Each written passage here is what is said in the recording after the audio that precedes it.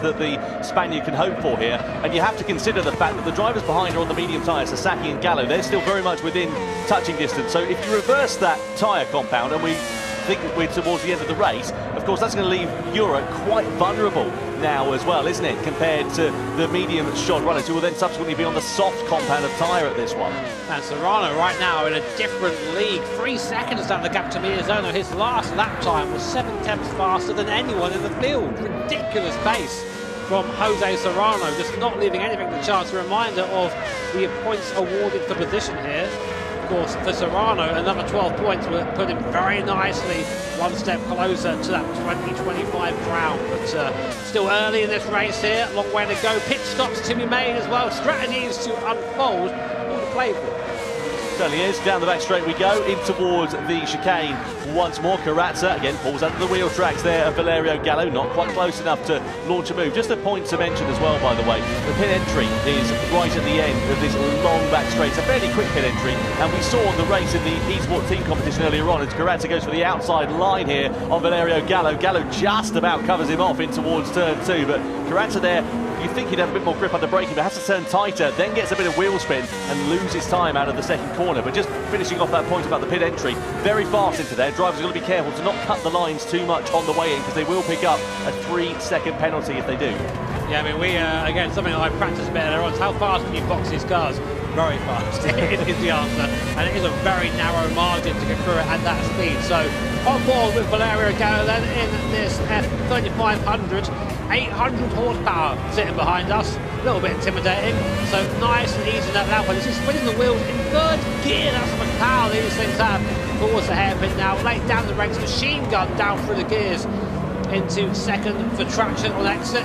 Try and get a nice and clean exit as possible, and then set yourself up for a sifting opportunity on Sasaki in front, which Gallo is doing. Gallo moving forward now, and Sasaki starting to falter a bit on that medium tyre. Not the first time that we've seen this F3500B in the Gran Turismo World Series. We had it, of course, earlier on this season, and also last season as well, for that matter. On that occasion, it had the V8 engine in it. This V10, a little bit more torque, a little bit more power, and it's just that bit trickier to drive on the limit. That's why you're seeing drivers getting wheel spin and just sliding the car a little bit more. You can see Gallo there parking his machine on the apex of the corner. It takes a bit of a slower line through that first turn, and then subsequently slows up through turn 2, but he can afford to do that. You don't have to send it around the outside. He can't really get it for Adriano Corazza there, but Gallo now just looking a bit more vulnerable than he was, and Corazza again seeking the opportunity to pounce into the middle sector to Dander move on the inside. Corazza just decides that discretion is the better part of valour, but you sense it's a case of when and not if for the Brazilian to try and attack against the Italian. He's been flirting with the idea over the last couple of laps or so, and again he closes up onto the back of him as we come through in towards the hairpin bend. Corazza's just chewing up that Dunlop tyre right now. He's chewing up that soft compound. It's not going to last much longer at this speed. He needs to make his moves and get on with it. He spent too much time behind Gallo and Sasaki. A little bit of a love tap there on Gallo for good measure, which is probably going to set up him very nicely for a move on Sasaki. So Gallo now in the slipstream of Sasaki in front. Sasaki does try and go defensive, sits in the middle of the circuit, but not much he can really do about that as Gallo drives by using that slipstream up into fourth place. Corazza's going to try the move as well. Wow, caught him unaware there, and Corazza picking the pocket of Sasaki up into fifth place goes the Brazilian. The driver's really aggressive over the curbs there, and he properly slammed it over the sleepy policeman, didn't he, Adriano Corazza? Managed to make it stick quite nicely. So Sasaki down 2 places, Gallo through and into 4th position. So this is working out quite nicely here for Valerio Gallo.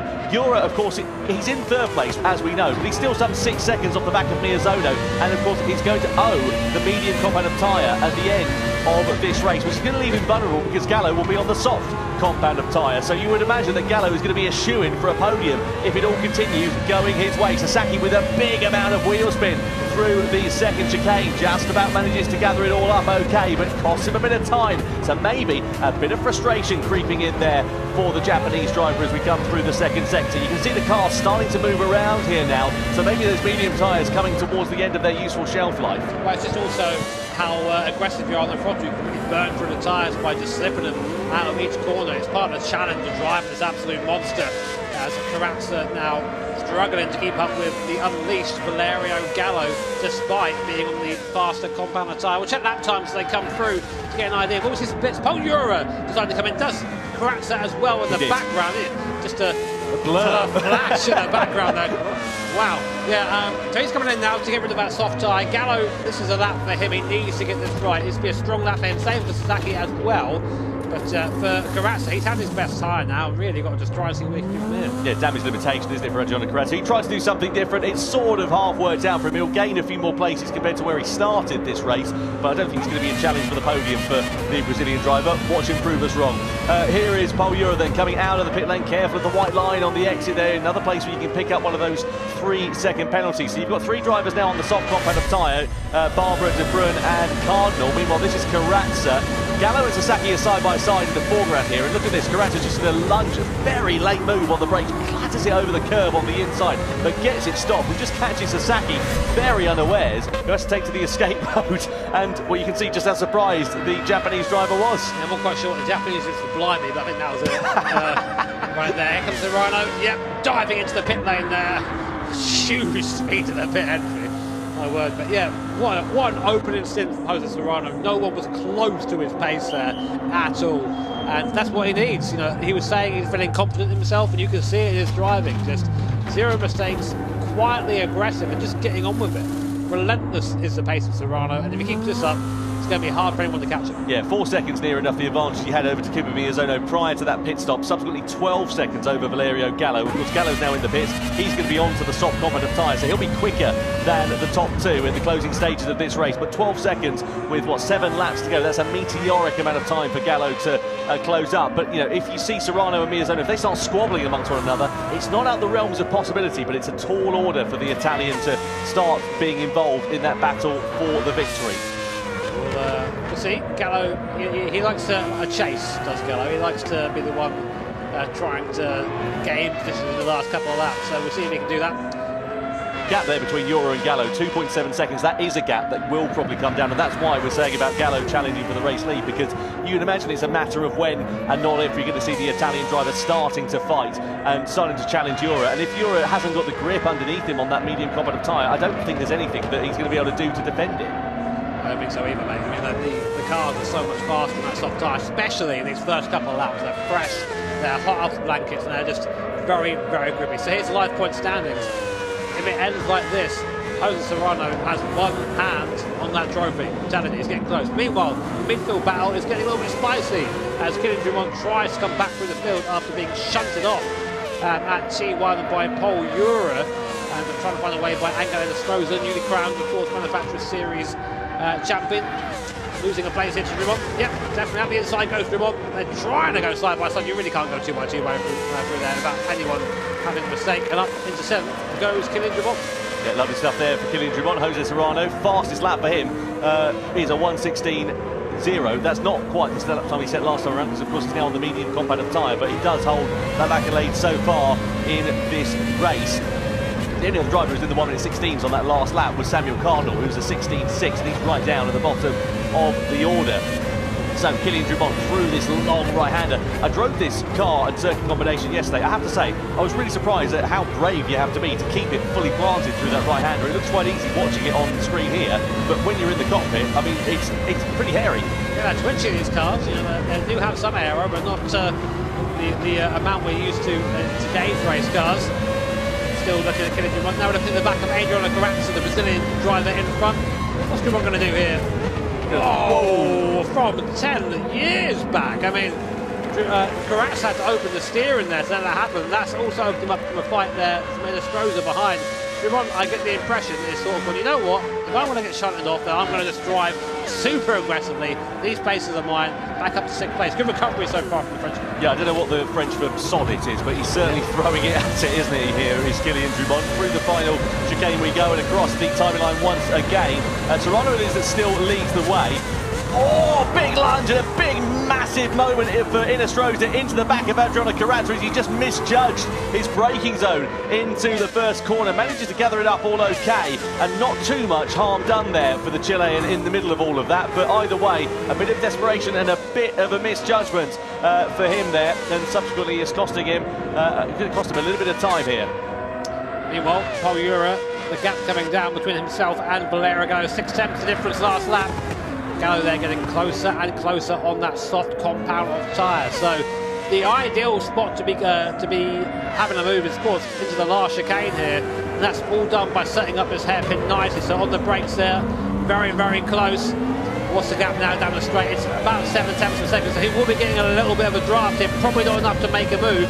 This will bring him right onto the back of Paul Ura's rear end. Opportunity knocks here for Kylian Drumont as well. Sasaki's picked up a penalty. You can see that with the red dot flashing next to his name. 0.8 of a second, so that's easily enough for him to close up onto the back and possibly challenge for that 5th position. We come through the final chicane though, meanwhile, with Gallo, and again he just closed it up. Last time around in terms of the lap times, actually a lot quicker for Valerio Gallo. 1:16.1 for him. Paul Ura a 1:17 flat. That's the difference in terms of the tyres, and that's how much it's cost Paul Ura in this race.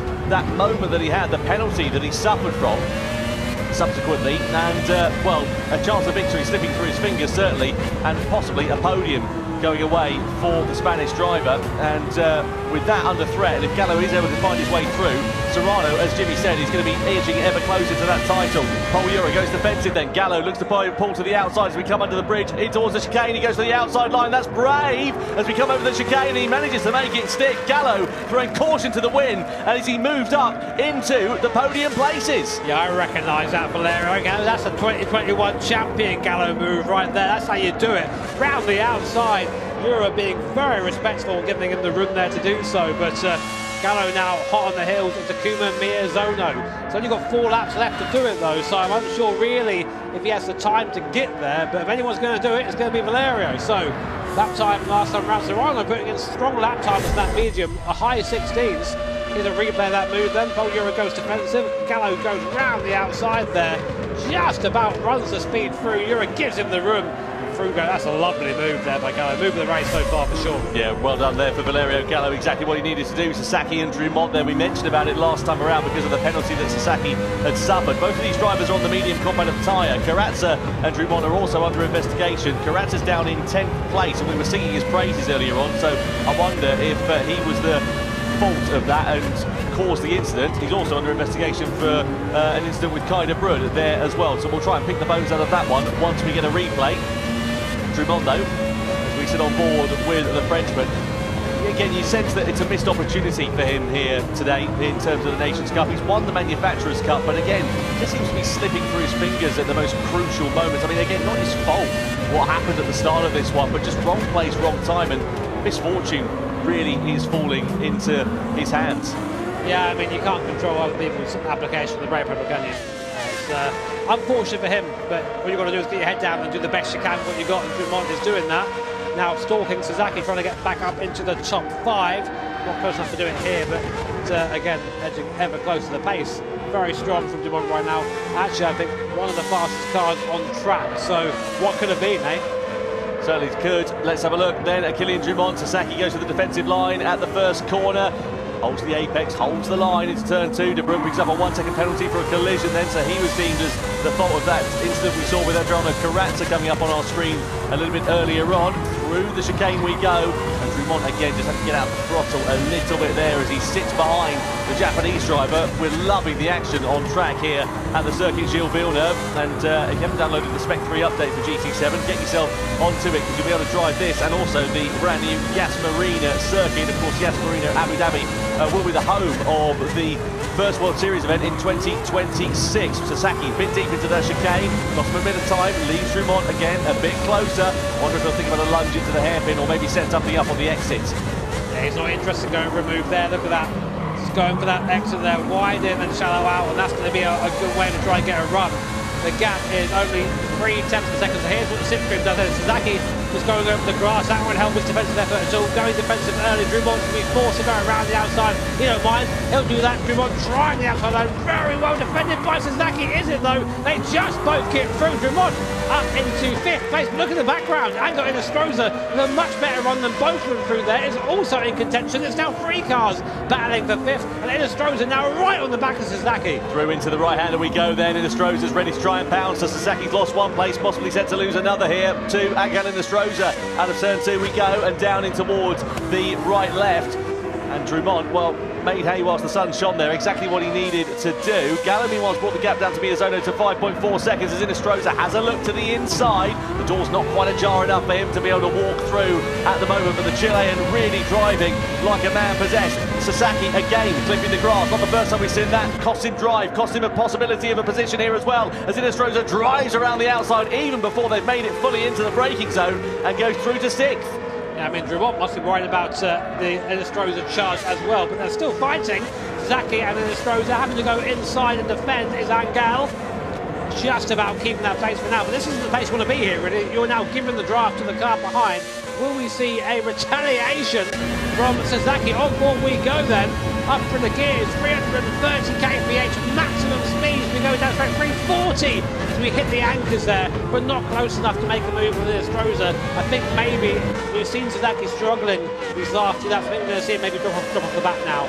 Yeah, and what was it? You know, 2 corners, those two battling amongst one another, and that's allowed ŁYWO a second or so's advantage. It sort of moves him out of the meaningful slipstreaming range. Meanwhile, we've hardly mentioned him. It's like he's been on a Sunday drive to the shops. Jose Serrano has had an absolute blinder for this one. He started, of course, at the very head of the field, courtesy of winning the first race. And at the moment, it looks like he's going to make it 2 wins from 2 as he comes through the middle sector on the final lap. 5.1 seconds is the advantage he now holds over Takuma Miyazono, and this has been an absolute display of excellence from the Spaniard. Yeah, I mean, this is the drive of a champion. This is the guy who knows how to win races, who has won this series before, and it's really hard to fault anything he's done right now as he comes to finish the race here, undoubtedly in the lead. What a great job from Jose Serrano. Inestrosa's dropped down to 10th place, by the way. They're under investigation, Sasaki and Inestrosa, for that collision. Serrano, though, out of the final turn, he's going to win race 2 of the Nations Cup here for the Gran Turismo World Finals. 2 wins from 2 races for the Spaniard. Takuma Miyazono comes across the line in second, and Valerio Gallo will complete the podium. A fantastic drive from the Italian. Moves his way up from 7th on the grid to finish on the podium here at the Circuit de Gilles Villeneuve, ahead of Paul Ura and Kylian ŁYWO, who also recovered magnificently well after the misfortune he suffered on the opening lap. Sasaki in 6th place ahead of Guy Barbara, but that remains to be seen of whether Sasaki will hold that 6th place, because we saw Inestrosa going tumbling down the order on the final lap of racing, and we're not quite sure what happened. We'll have to try and pick the bones out of it, but a perfect start to life for Jose Serrano here in Fukuoka. Great way for him to continue his championship challenge, and the great performance that we've seen from the Spaniard. Looks calm, doesn't he? I mean, you wouldn't know he's 1 step away from being the 2025 Nations Cup champion. Yeah, great run by Serrano, can't fault him at all. A little bit of a shout out to Gallo and to Barbara, our biggest movers. They both gained 4 positions in that race, so very good recovery from them. But star of the show, undoubtedly this man, Jose Serrano, 1 step closer to that crown. Yeah, exactly what he wanted, exactly what he needed to do, Jose Serrano then, as he just talks to his fellow competitors on the stage. Let's get a look then at some highlights from that race. So it was a standing start. Jose Serrano was on the right, ŁYWO was on the left, the lights went out and we went racing, but keep an eye out for the cars from behind. Paul Ura, bang, into Miyazono, into ŁYWO, and then cost ŁYWO a chance of really challenging for anything meaningful in this race. He also ended up in the barrier on a second occasion there as well. Ura was given a 3-second penalty for his part in the incident and then had to fight his way back through the field. We had Sasaki, who went down the order. Not a particularly brilliant race in terms of the final finishing position for the Japanese driver, but all eyes were on Valerio Gallo, and at one point also Adriano Carrazza as well, as they made some ascensions through the field. Then we had the pit stops in the mid-phase of the race. Serrano came out in a comfortable lead, and we kept an eye, as we said, on Valerio Gallo on that soft compound of tyre as he challenged Paul Ura's final podium place. ŁYWO on his way back through the field, as you say. Quite aggressive there, don't blame him to make those moves. Here's Gallo making the move of the race. Look at that, all the way around the outside, man. That's making the highlight reel. Certainly was. Kylian ŁYWO then side by side here with Takuma Sasaki. This was an absolutely fantastic bit of driving from both of them, as a matter of fact, because there was so much respect, but yet not much space. This was Serrano, though, cruising his way to a comfortable victory in the second race of the weekend. Jose Serrano taking the checkered flag and extending his lead at the top of the championship standings. Is it one hand now on the title for the Spaniard with 1 race left to play for? Well, there are your competitors on your screen, and it'll be all eyes and all focus on waiting for that final race, which of course is going to be double points as well. Red Bull X 2019 at the Nordschleife. So same circumstances as we had in 2024, which I think is going to be pretty interesting. See how this one works out. Yeah, I mean, like, there is a big gap going into this last round here. Of course, bear in mind that the double points can change things around. If Serrano has a horrible last race, finishes out on the points, Miyazono, Gallo, they can still win this thing. So definitely all to play for. But I mean, I wonder what's going through his mind right now. He's saying his confident interview earlier with Jules and with Sasha, and he was saying he's feeling good with himself, and he's driving super well. I've not seen a single mistake from him all weekend, to be honest. But it's not all done yet. The pressure must be building. And that's the thing, isn't it? Is you end up in that situation where the pressure builds, and it's that one simple mistake that can cost you. You know, if he makes an error on the opening lap of the Grand Final and drops himself down to 10th place, or whatever it might happen to be, then suddenly, again, the incident is completely turned on its head, and that championship, which looks pretty good at the moment, is not so good. It means that the situation is completely different. We are still waiting for confirmation of the results at the moment, courtesy of some investigations that we saw on that final lap. I believe the incident with Sasaki and Inestrosa is what is being looked at by the race stewards. There we are. We now have confirmation of the results. So there we go. Jose Serrano is crowned as the victor. Takuma Miyazono in second. Gallo is in third place. Yura in fourth ahead of Drummond, Sasaki. Barbara up to seventh place. Good race for the Australian ahead of Karatza, De Bruyn. And then Inestrosa, the final point on the board there. Samuel Cardinal, the only driver who failed to score for that one. Well, there we are, confirmation of the results here in Fukuoka. And Jose Serrano, of course, as we know, will extend his lead at the top of the table. And we'll see exactly by how much of an advantage he holds over the rest of the field going into the final race of the 2025 Gran Turismo World Series. I have to say, for Takuma Miyazono, of course, he's the reigning champion. It'll be a disappointment for him to possibly be losing out on that crown. But let's catch up then with Jose Serrano and also, I believe, Pol Ura as well. Yes, we are down on the floor now with Miyazono and Ura. They did really, really well. So first of all, okay, you're second in the points. I think it's 15 behind. How are you feeling? I guess we should probably talk a little bit about Kylian. Yeah, first of all, I want to apologize to him. It was all on me, so I have nothing to say about that. Just sorry for him, and sometimes mistakes happen. It was my time. I'm sorry for him. Yeah, no, it happens. It happens.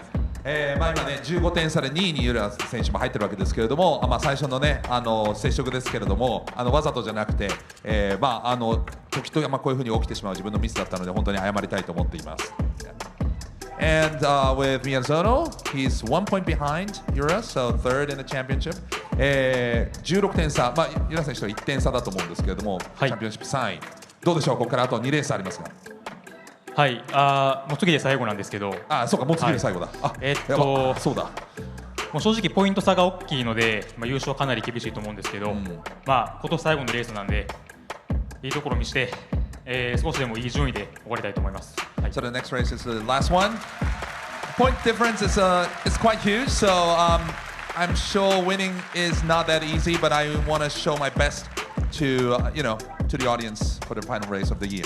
And Paul, one question for you, which was yesterday when we were talking to Jose, I was asking him about like if he's coming up to you, does he go as aggressive as anyone else? And he was like, no, I'm easier. But I feel like now, is it kind of, I mean, it's the final race. If it comes to, are you just gonna, I mean, I know you got like your Spanish brotherhood, but I don't know, it's the last race of the season. Are you gonna fight super aggressive? I mean, I don't think being aggressive will even solve the championship, as he's got a big margin already. So yeah, but I mean, I always try to race respectfully with everyone. From my side, there's always respect, and I think from his side as well. So, and yeah, for the final race, it will be the same, of course. はい、ポイントがすごく外交的な外向きの答えだねっていうふうに言ってましたけども、っていうのはポイント差が離れてるけども最後アグレッシブにいくかどうかということですけれども、でももちろんそのね同じ国ということでリスペクトもあると思うんですが、ユラ選手は常にですねこうやって自分はリスペクトを持って、フェアでいこうというふうに思っています。でセラーノ選手も同じだと思うので、そういった意味では、アグレッシブにいってもチャンピオンシップを変えるほど、ではポイント差が小さくないので、レースをしたいというふうに言っていますけれども、それに対して外交的にねって言ってますけれども、素晴らしい、スポーツマンシップですよね。拍手をお送りください。さあ、and for 宮園選手、最後素晴らしいレースを、ディフェンディングチャンピオンとして見せたいということですが、どんなレースしましょう。去年、最終ラップいい形で終われたので、セラーノのレースは壊すことなく、最後理想は2人で、バチバチのバトルができたらなと思ってます。はい。So the final race, I don't want to ruin Serrano's race, but I want to, fight side by side until the final lap in the final race. Just give them a good, nice, fun, slightly, little bit of shoulders, yeah. ちょっと肩同士当てたりとか、ちょっと。Just yeah, you want a little bit. いやもうちょっとはい、彼の今シーズンの頑張りはちょっと台無しにしたくないんで、そうですね。あんまり接触とかないようにレースは進めれたなと思ってます。I don't want to, ruin his hard work of the season, so no collisions, Yeah, okay. No, of course not. I was not suggesting that at all. I was just make it super fun. 楽しくしてほしいだけなんです。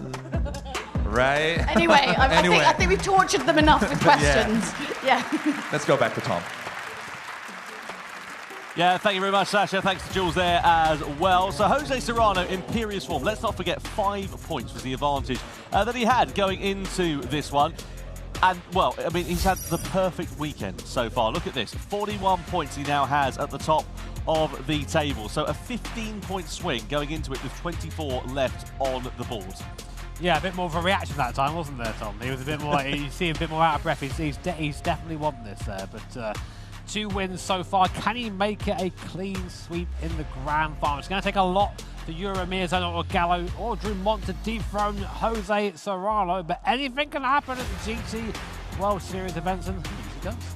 Certainly does, yeah. I'm looking forward to seeing how this one is going to work out, because it is not all said and done. Just a reminder, of course, double points for that grand final. So a maximum of 24 on offer compared to the 12 that we've had in race 1 and race 2. And look at Yura's second place. It's very much under threat from Takuma Miyazono. Gallo's pushed himself right up there as well as Drummond, who still, despite the dramas he suffered in that race, is very much in contention in 5th position.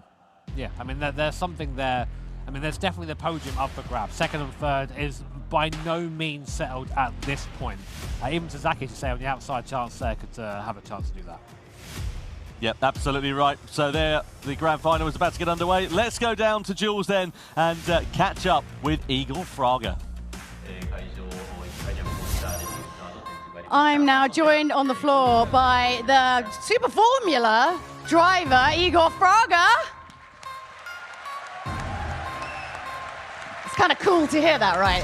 Yeah, it's cool. It's cool, yeah. I mean, obviously you would understand what these drivers up here are kind of feeling now.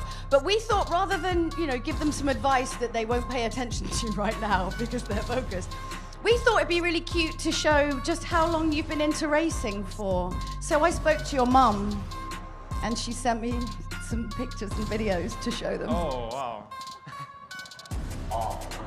小さい頃の映像なんだね。あら、かわいい。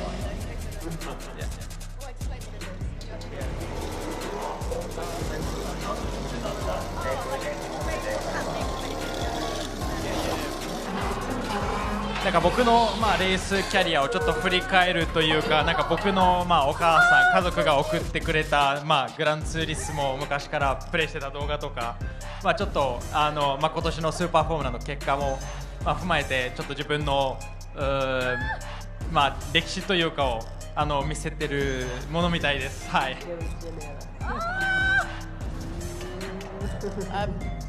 Your mum sent me like a whole Google Drive of photos. There's a lot. Yeah. So she had this kind of always like how can I say? She was always filming everything. So since when I was racing karting and so on. Like we have all the stuff documented. I know. It was there was a Brazilian TV here in Japan, so they was sending those videos to them, and they were doing the news about my races and stuff like that. So yeah, there's a bunch of things documented since karting and.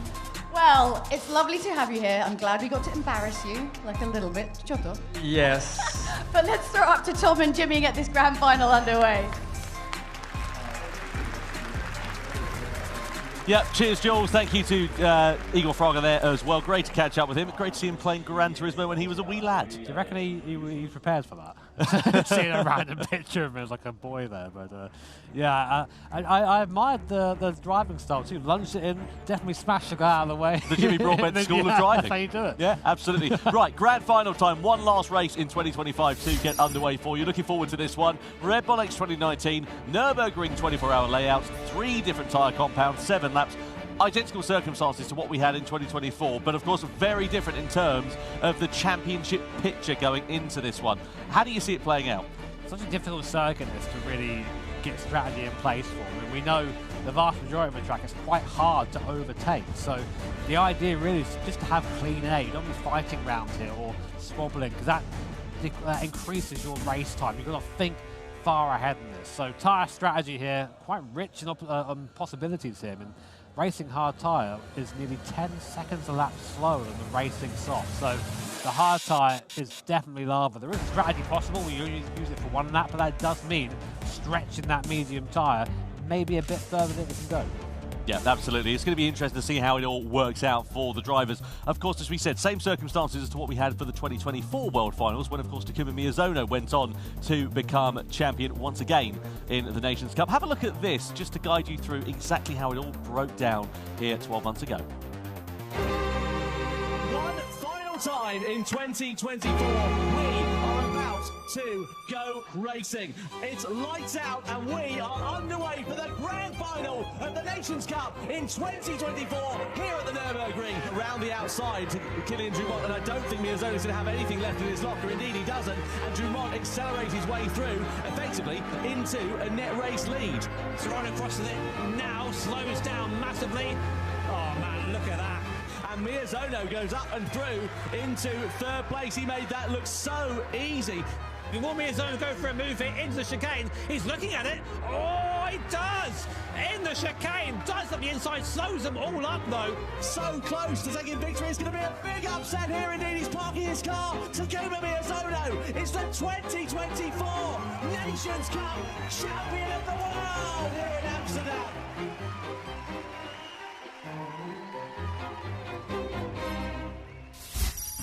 Well, I think my vocal cords have just about recovered from that one. Winning predictions, Takuma Miyazono. Doesn't seem to matter what he does, he always gets the lion's share of the votes. Yeah, we see this. It's just a huge amount there. I mean, Gallo supporters, I admire you. It's not looking good for Valerio right now, I've got to say.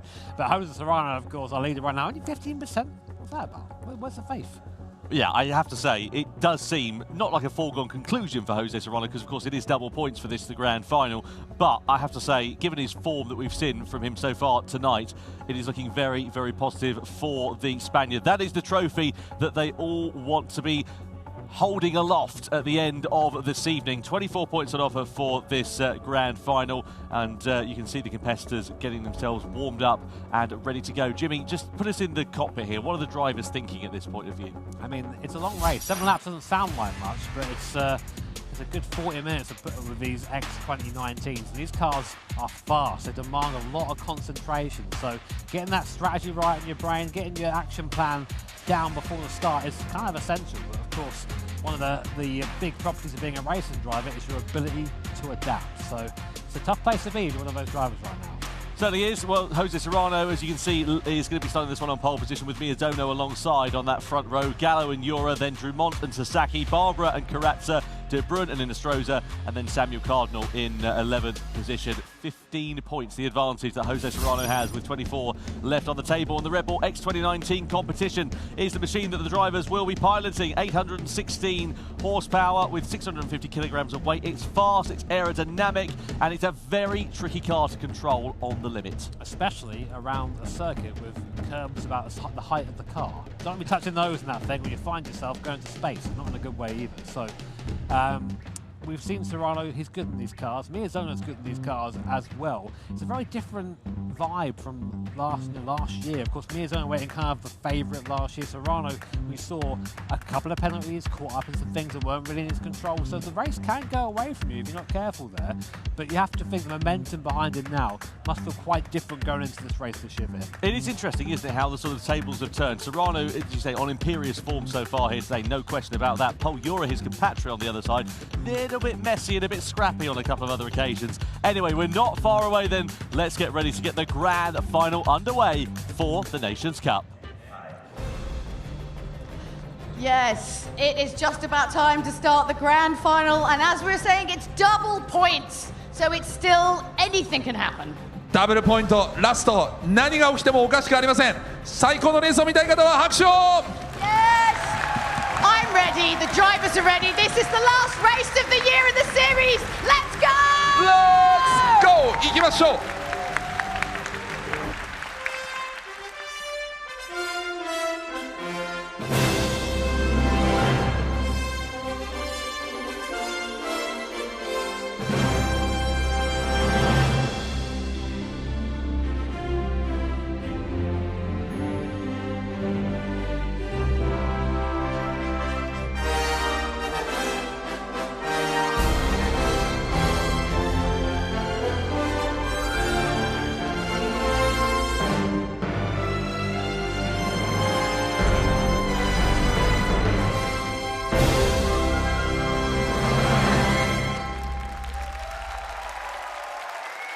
Comes down to this one, one race left in 2025 to crown our Nations Cup World Champion. And the man who has won 2 races so far here today is starting on pole position. Jose Serrano, the Spaniard, 15 points the advantage he has with 24 left on the table.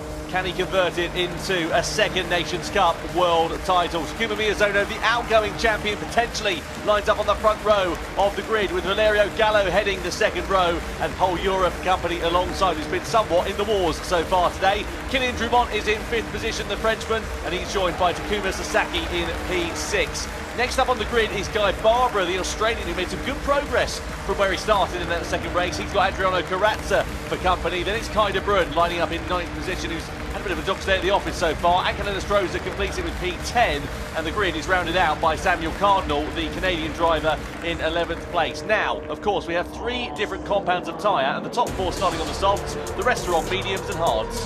Yeah, I mean, expected really. We tend to see the drivers hurry up the grid, go on those soft tyres and try and break away, but the last race here of 2025, all to play for here in the Nations Cup. Jose Serrano leading the field. He'll love that. We said before, he likes leading in the front. He's proved that already today in 2 races. What must be going through his head right now? Try and keep it calm, Jose. Absolutely, a lot of pressure on that young man's shoulders.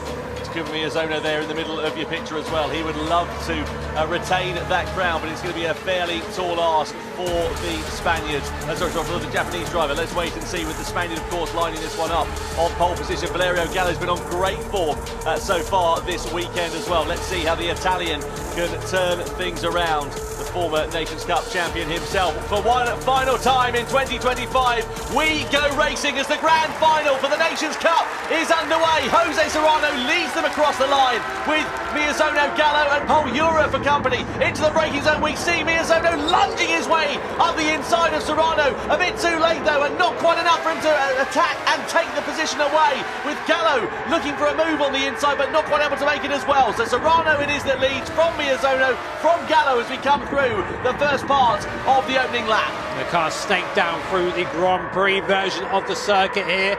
Everyone just, I think, figuring out what they want to do, where they are, what their competitors' strategies are at the moment, of course.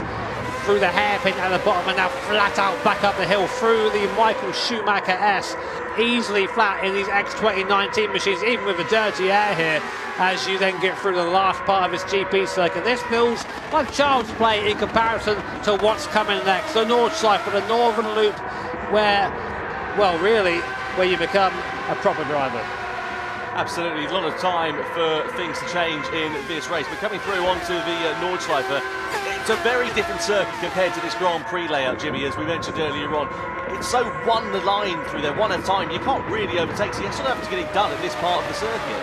Yeah, I mean, you can overtake, there are places to do it, but the track narrows up considerably as you come onto this part of the track you can see now, and of course the curves extremely high here. These things are glued to the ground.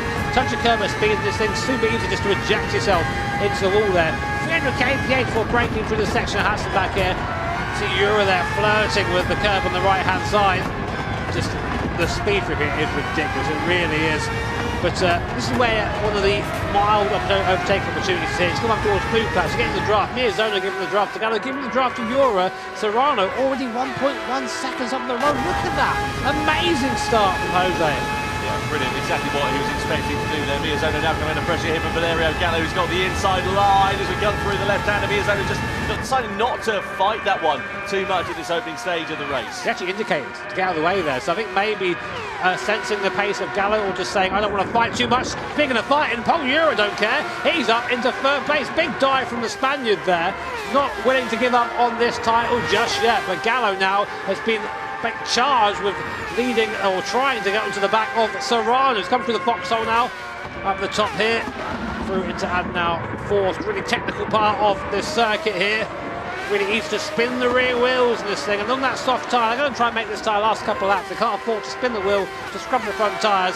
It's all about precision and making sure you keep those tyres happy. And that's the thing as well, you've got to be very careful about how you play this strategy. If you go for an aggressive one and you decide to go an extra lap, I mean, that's different if you're competing against somewhere like Spa or the circuit you'll build over. We've seen here tonight already, but here at the Nürburgring, of course, it's a very big circuit. You can't really afford to take that gamble. You've got to be a bit more planned. No, if you have a mistake here, you go on the grass, there is no runoff. You just go straight into that barrier, and it's never a small crash at the Nürburgring. So these guys will have that in the head and come down to the midpoint of the circuit, down towards the town of Adenau. You can just see it there in the background. Love a bit of currywurst on the right-hand side you can get in the restaurant. Oh, I don't. Yeah, you learn to avoid that after a while. But up through the hill now towards Bergwerk, when Nicolauda had his huge crash a long time ago now. But this is another spot where you can kind of use the toe up the hill and try and pull past someone. Serrano still edging that gap, 1.4 seconds now. If you stay on board with Miyazono, completely flat up here. You didn't feel like it, given the elevation, the bumps, and where the car turns here. But the aero of this car forces it into the ground, keeps that tyre contacting the road, keeps it quick up here. Nearly 200 mile an hour up here. It's gone towards the mid curve. Is it flat out in these cars?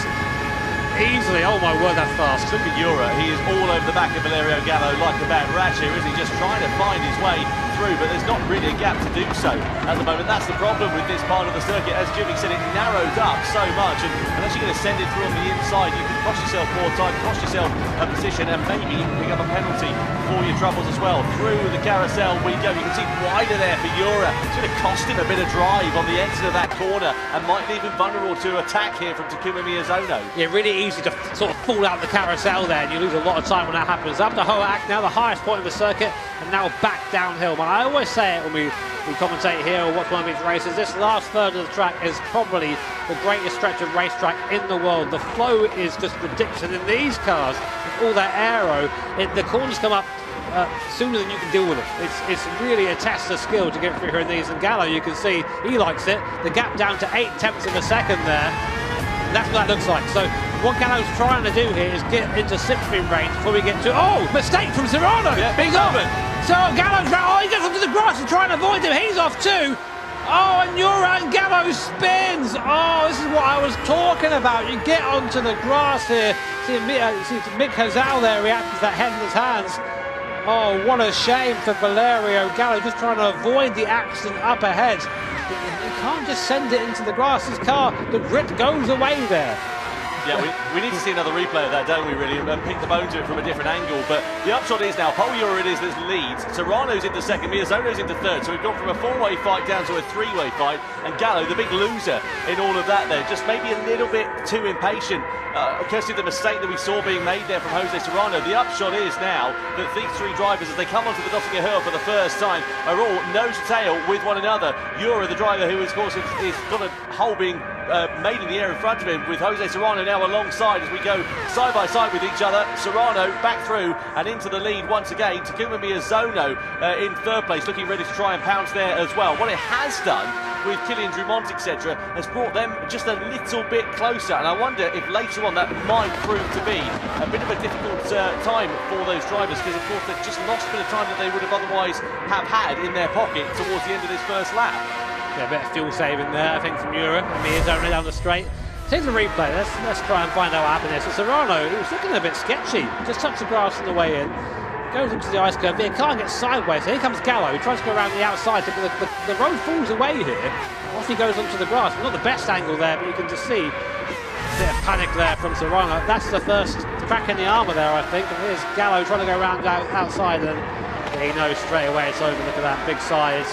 What a shame for Valerio. I don't know what the Italian is for old bother, but I can imagine he was saying a few of those words. A disappointment there for Valerio Gallo. Really, really good form.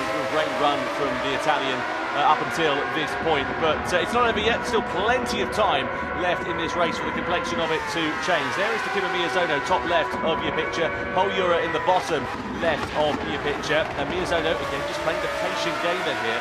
Serrano's now got all the hard work to do all over again here, Jimmy, hasn't he? He got 1.5 seconds at one point of the first lap in his pocket. Sort of came down a little bit with Valerio Gallo now closing down, but he's not in as comfortable position as he could otherwise have been.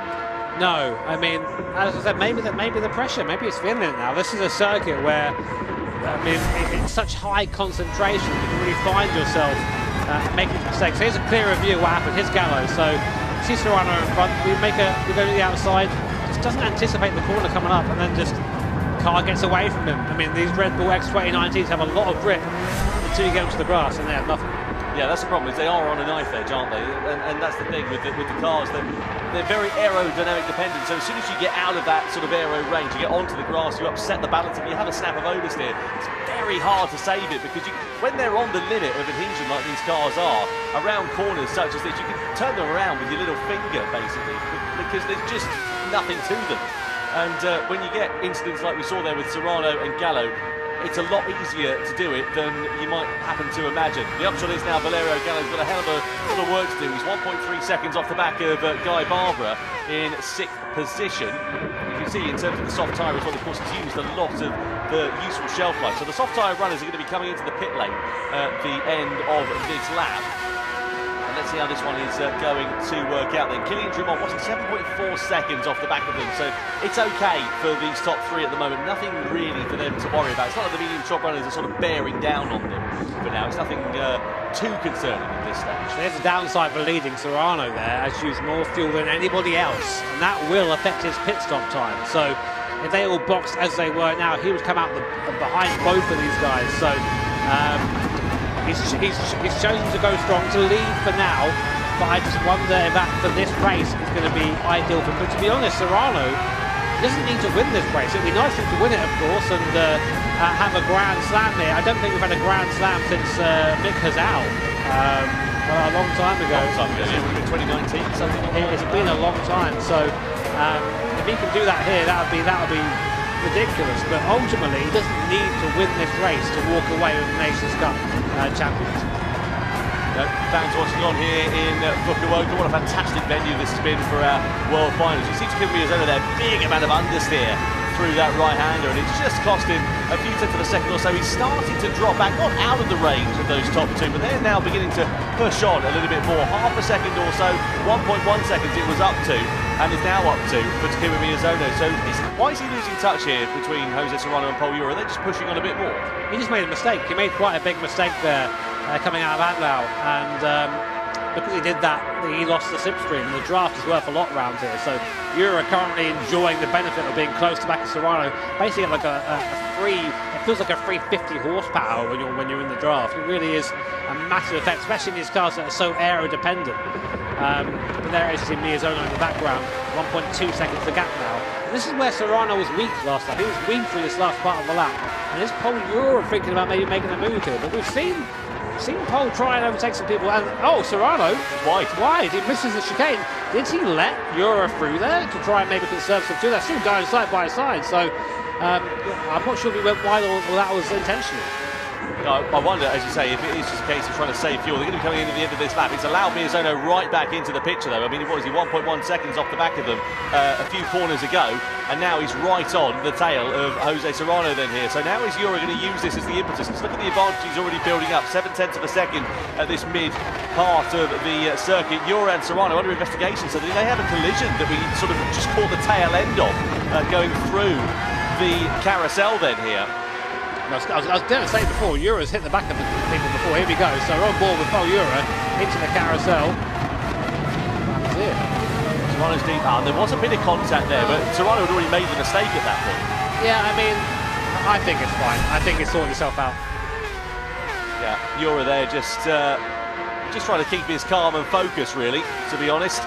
Now in the lead of this race and trying to extend the advantage over Serrano. I suppose the one advantage here for Paul Euro, maybe he can afford to do it a bit more, because Serrano, of course, has expended that bit more fuel. He's got a few litres fewer in the tank compared to Euro, and I wonder if that might come back to bite Serrano a bit later on. Yeah, but the point is, Euro trying to spread that gap here is the worst decision, because now look at it's for nothing, because now they're in the draft and he's just used more fuel for nothing. So Miyazono looking the best out of the leading three fuel-wise at the moment. We expect to see them box at the end of his lap. Serrano there just driving back through in a straight line, using that slipstream, using that toe. Here comes Miyazono. He might try and get both of them here for a laugh. You can see just the gaps there in the back. What a shot that is all the way down the Donjaho. Huge straight here. A bit of a time to relax for the drivers, but not for these guys. So they're door banging, whatever constitutes the door in this thing, down the straight. And Miyazono up into second place. But they're all going to be piling into the pits here, Tom. But the question is, onto what tyre? Well, that's the thing.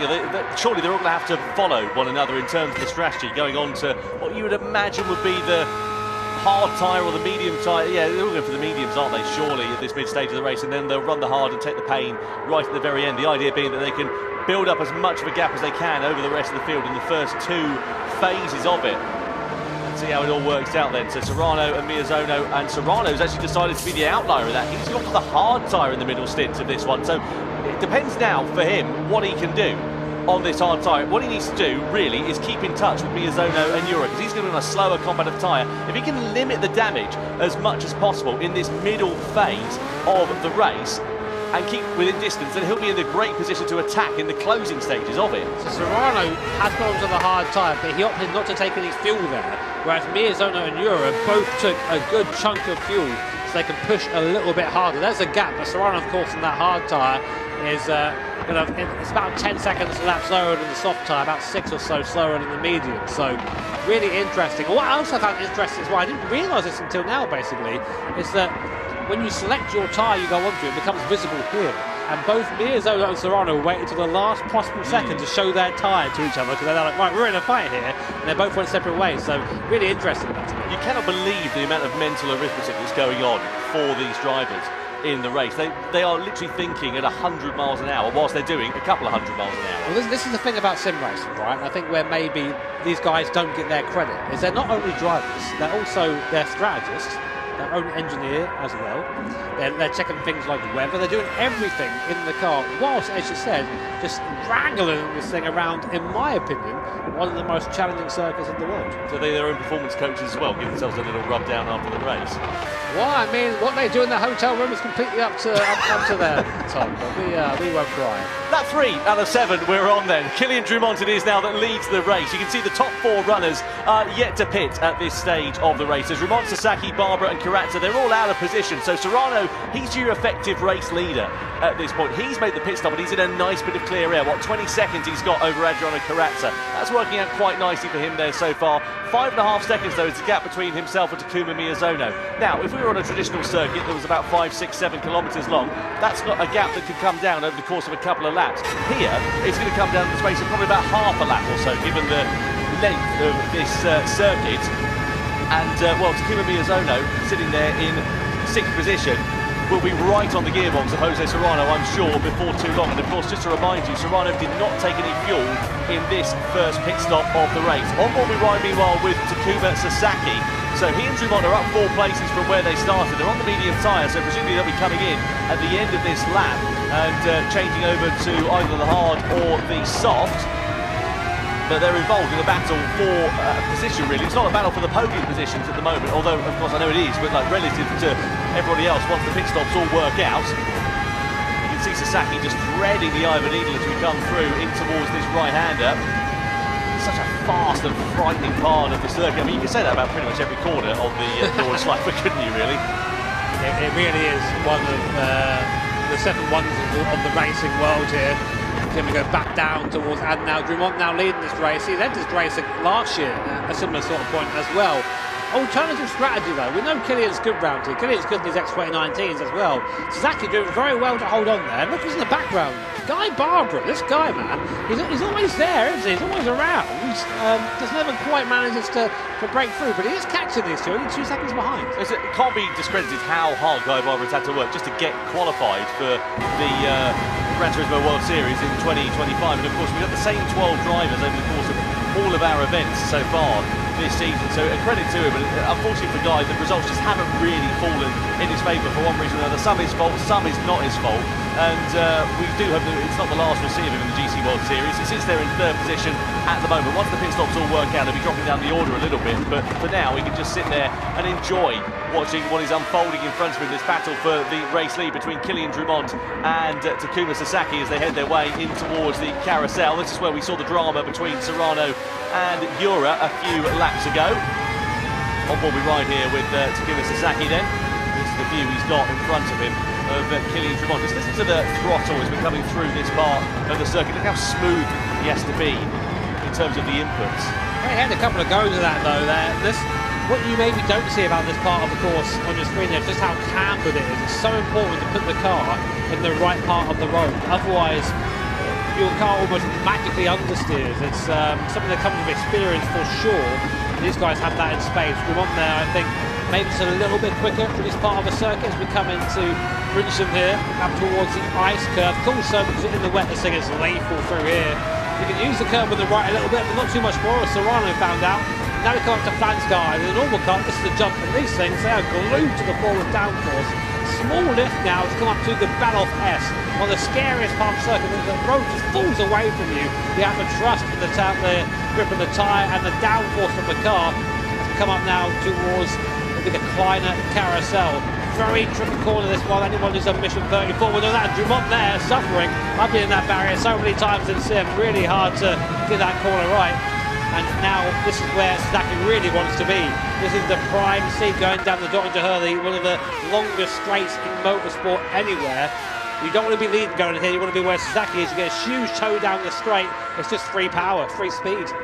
Yeah, working out quite nicely here for Takuma Sasaki. Is he going to attack against Killian Drummond? Is he just going to opt to save fuel at this point, play the longer game in this race? He's not quite alongside Killian Drummond. He's just sitting there in the slipstream, so I think he is deciding for that sort of smarter strategy here, maybe saving a couple of litres of fuel, which might prove to pay dividends when it comes down to the pit stops, because it's about 2 litres a second in terms of the total refuelling time, so everything you can gain will prove to be a benefit later on in the race. Out of the final turn we go then, in towards the pit lane and into the box for Killian Drummond and for Takuma Sasaki. Now, are they going to diverge in terms of strategy? Look at the fuel difference there between them, about 4 litres is how it's changed. Meanwhile, Paul Ura and Takuma Miyazono, they're side by side. I was keeping an eye on the gap with Jose Serrano. 5.5 seconds it was. It still stayed at about 5 seconds, and despite being on the slower compound of tyre there for Jose Serrano, he's not lost too much time relative to everybody else. It's working out quite nicely for him so far. At the top 4, all in for the hard tyres and all taking fuel on board as well. Yeah, I'm interested in the lap times there. As you say, that's a nice lap there, but of course, only really 1 lap, I think, Serrano. No, he's opted to go for another lap on that tyre there. I thought he'd come straight in and get rid of that. So the medium tyre obviously not as good as informed, and Serrano's last lap is 6:54 compared to Paul Euro 6:58. Well, if you sorry, Jim, if you're new to the GT World Series and you're wondering about tyres, the hard tyre, it's the most durable tyre, but it offers the least grip. The medium somewhere in the middle, and the soft tyre, of course, is the quickest tyre because it's softer, it's grippier, but it wears out a lot quicker. So Serrano here, as you say, Jim, he's going for the hard compound of tyre. He's playing a different strategy now at this point, which I guess in reverse of that is going to then mean that he's got medium tyres that are a bit fresher towards the end of the race. Yeah, but his sectors are good. His sectors are really good. Like, he's keeping that car alive. I mean, he's not as fast as Euro Miyazuno, but he's fast enough to as you say, to put himself in a good position for his final stint. Anyway, on board with Valerio Gallo, recovering, of course, from that incident at the start of the race. Valerio loves the Nürburgring. He's really quite fast around here. Goes to move on Drummond, easy. That's the tyre advantage right there. Up the inside, the Drummond can do nothing but just allow the moves to be made. In the background, look behind Drummond, look who's caught him. That gap was 3 seconds for their box. Now, Guy Barbara right in the back of Kylian Drummond. Yeah, he's been driving really well as Guy Barbara. Last time around, a pretty competitive lap time considering where he was in terms of the tyre and fuel strategy at that point. So, as you say, an opportunity knocks here for maybe a top 5 finish, and that'll be a lovely way to bookend what has been a tough season for the Australian driver coming into this event. He only had 1 point on the board, so he's adding a few more to his tally as Guy Barbara, but let's see how many more he can add here in the grand final, which, just to remind you again, is double points. 24 is your total. That's the maximum that you can get for this one. At the moment, Jose Serrano has won both races, has scored a maximum of 24 points in both of those, and could be set to add more to his tally and absolutely dominate the Nations Cup here tonight. Serrano, well, he just set a purple sector, and then Gallo took it away there. But on that hard compound tyre, Serrano's flying. That hard tyre is actually, I don't think it is 10 seconds lap slower, you know. No, but it's certainly not with Jose Serrano. That much is for sure. He's just driving so well, and the hard tyre is the one where you have to limit the damage. We know that. We've seen it so many times with drivers. They flick it onto the hard tyre and then they really struggle. Sasaki's just about to allow Valerio Gallo, where he's got the indicator on, saying, pull to the left, go and overtake us. I'm not going to fight this one there too much. And Gallo goes through and up into 4th. Now, funnily enough, if you did that at the ring and you indicated that way to points as opposed to which way I'm going, you get told off. So, tut, Sasaki. Learn your NLS regulations. I'm sure that will come in useful. Jose Serrano, you can see the live points rankings on your screen at the moment. It would give him a 19-point advantage over Pol Euro if the checkered flag was thrown now, but still plenty of time for this race to adapt and evolve. Miyazuno there in 3rd place. He'll be right on the coattails of this one. So Valerio Gallo, who's in 4th position, he is in a good place here to move his way up, possibly into the top 3 positions in terms of the final order. What's he on at the moment? It would be 37 points if the checkered flag fell now, so he'd have a 4-point deficit to Takuma Miyazuno to overhaul him for 3rd. He's got about 8 seconds to make up to do that time right now because of that spin earlier on. So the thing is, he is catching, but is he catching quick enough? So it's going to have to be a hell of a stint here from Gallo to try and upset that top 3. There is your leader right now, Jose Serrano, looking cool, calm and collected. This man 3.5 laps away from his first individual Nations Cup win, of course, part of Team Spain for 2023 when we had that format, but I really do think there is he must be having those thoughts now, must be starting to think about it. So if we look at Takuma Sasaki, Kylian Drummond, etc., all those drivers who are sort of in that mid-bubble, as it were, at the moment, how do you turn your race around at this point? You're sort of sat there a bit in no man's land, really, not in the podium battle, not, you know, on the fringes of the top 10. What do? Do you throw something different at it? How do you change your race and give you an opportunity to maybe fight for a podium? The main problem is now is that you are committed to your plan. You can't really change what you're doing. You're locked in. So all you can really do is, you know, fuel is probably where you're going to make some dishes up in the pit lane or somewhere else, but otherwise just drive better, go faster, as my good friend Coyne would say, wheel harder. On board here we are with Kylian Drummond. Look at him feathering the throttle through that right-handed. The problem with these cars, of course, they're very aerodynamic dependent, and he's in the dirty air all the way through this mid part of it, so he's costing him front downforce as he runs his way through this medium speed set of corners, so you just won't have the same grip as you would do for Takuma Sasaki, who of course is up front there running in clean air. You can see there Sasaki making a couple of little mistakes through there, and they are little mistakes, and they're getting there wide at Brunson, and it just allows Drummond to to get out a little bit closer, not troubling a lot of these apexes of Sasaki. I think he's just hanging on for dear life through here, as it feels like, to be honest, when you drive through here. But Drumont's definitely getting ever closer. This section where it's so fast, it almost acts as a straight. I know it sounds silly, but it's still getting the toe. You're just having to try and keep the car facing the straight away, keeping full gas as you come down to this next section of corners. The gap is 8 tenths per second. That is close enough for a draft down the straight. So looking at Killian Drumont then, just up in front there is Takuma Sasaki. He's still there. Yeah, it certainly is, Guy Barbara. He's not hanging about this. He's driving like he's left the gas on, isn't he, in this race, old Guy Barbara. And good to see him having a good run, as we've said a few times there now. And he's right on the coattails, or closing up onto the coattails of those drivers in front. Look at Serrano in terms of the fuel, 2 litres left. It's going to be close, isn't it? He's going to be surely lifting and coasting here at this point. What we need to do really is sort of ride on board and get an idea of the actual speed. Let's have a look at the gap between them. What's it, 5 seconds as it sits now? I think he might just be able to sort of coast it to there. But it's tight there. Very, very fine margins for Jose Serrano, and he just makes it in with 0 litres left. That is as close as you like for the Spaniard. I tell you what, he'll be clenching his way into that pit lane. I thought I heard him cough there about that last corner, but no. I mean, it doesn't even look like he cares about that. I was here thinking it was over for Serrano. Like, yeah, just part of the plan, man. It's like, we're all in hand, all in hand. So it's going to be a long fuel stop for Serrano now, or a longer stop, because he has to now fuel from 0 to the end of the race. So this thing's pretty thirsty as well. Unsurprisingly, it's a lot of power, a lot of downforce to push through that air. So it's a long pit stop. It feels like an eternity now for Serrano. Look how far they're pushing down the field, down to P10. But of course, everybody else needs to make their last stop. This is his last stop of the race. He'll push to the end from here.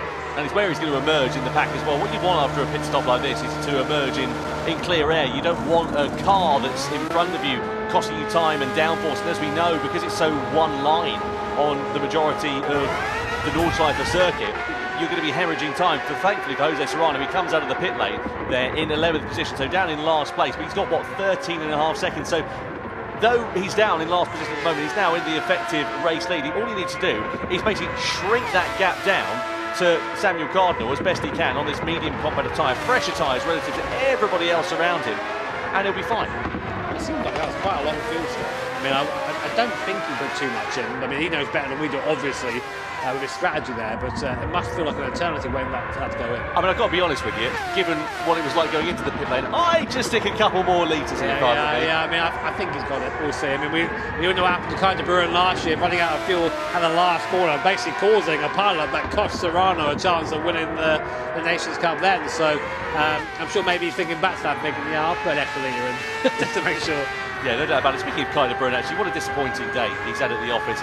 It's such a shame there, because there was a great promise with him getting pole position for that first race, and you kind of thought, oh yeah, okay, maybe now's the time. He's had a podium in the World Series this year, but other than that one-off podium, which I think was in London, if memory serves me correctly, it's just not really fallen in his favour. And we seem to talk about that last year as well, and again here tonight, same story seems to repeat itself. I mean, he's devastatingly fast over a single lap, but unfortunately, he just doesn't quite have that consistency needed for that race pace. Can't quite convert. So yeah, I mean, it'll be a learning experience for Kai and for some of the other drivers that haven't performed as maybe they would have hoped to do so. But for now, we go back to this package. Sasaki? Easy for you to say. Exactly, it's Sasaki. Drumont and Barbara in the background there, still holding on to the back of these guys. I do wonder where they're going to end up when we see the last stops at the front of the field. These guys on the hard compound tyres go on to the quicker compound. Will they come back at the cars in front? We'll have to wait and see. Well, this is what we saw last year, wasn't it? Where you get drivers, they stick it on to the soft compound tyre right at the end of the race. It gives them a massive amount of performance. So let's be fair, it's been a steady race, is being polite about it up until this point. In terms of on-track action, we've seen a few overtakes, but nothing really all that meaningful. A lot of these drivers, they're playing the long game. That's why you're not seeing Sasaki and Drumont knocking 7 bells out of each other at this stage. They're just waiting for the right opportunity to pounce. They're on the hard tyres, they're taking that pain now. And as Jimmy's quite rightly said, they're going to be on the soft tyre at the end of this one, which could bring them right back into play. The gap between themselves and Sasaki, what's that, 5 seconds or so. Sasaki owes the soft tyre there as well. So Sasaki is going to be the one that surely is going to be in the pouncing here, because he's only got 5.6 seconds to Valerio Gallo for that final place on the podium. Gallo is going to be on the hard tyre at the end of this one, so surely you would say Sasaki will be a bit of a bet for a challenge at least from the podium if the likes of Drummond, etc. are not able to close up. So these are crucial for this chasing pack. They have to maximise this hard tyre as much as they can anyway, put them in the best possible position to chase at the end of this race. Sasaki still leading up the hill from Drummond in the background, Barbara there as well. Good performance, as you said, from the Australian driver, really doing well, really just showing that he can be at the sharp end of the field. Things seem to fall his way.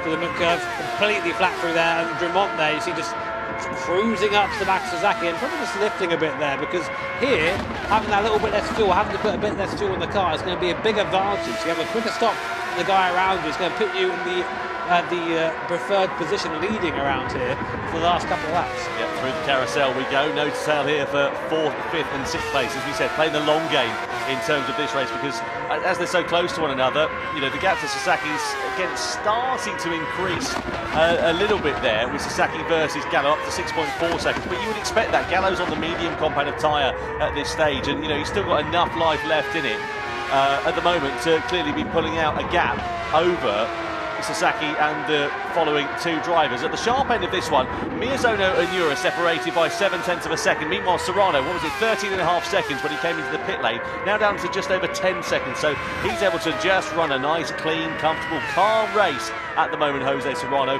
Exactly what he wanted to do, trying to use the undercut, effectively, the different strategy to give him more of a gap. It was only a few tenths of a second when he came into the pit lane, if you remember, for that first pit stop. So when he comes into the pits for the final time and out of it subsequently, he'll hopefully have enough of a cushion so that he's not under any threat on that final lap. Well, we're only about a minute or so away from finding out where everyone sits after the strategies are all said and done. So there's your tyre history. Only one to do the two stops is Serrano. Everyone else has to box. Miyazono and Ura are now going side by side down the straight, I think, just to avoid squabbling. And this is going to be interesting now. Just to correct my thought, by the way, when I said Serrano coming in, I meant all the other drivers coming in for their final pit stop, because of course Serrano is in the final phase of this race. Then down the Dottinger Hill we go. Miyazono pulls alongside Pol Ura as we come in towards the final couple of corners. Ura not fighting that one too hard. They're again just waiting for their final pit stop, which will surely be coming at the end of this lap. And they'll be putting on the hard compound of tyre for the closing stages of this one. All the other field, of course, have got to make their final pit stops. Look at how close it is in terms of fuel. They've got a bit more left in the tank than Jose Serrano did, but not too much. No. So in they come. Hard compound of tyre all round. So Drummond, Sasaki, Barbara, they now pit. They'll go onto that soft compound of tyre. They get to hunt rather than be the hunted for the last part of this race. 2 laps here then will decide the winner of the grand final. We'll keep an eye on Serrano. We'll see where he ends up. He's currently going down the back straight at the moment. Fuel going in. This will feel like a very long time for these guys, of course. Only 2 laps needed, though.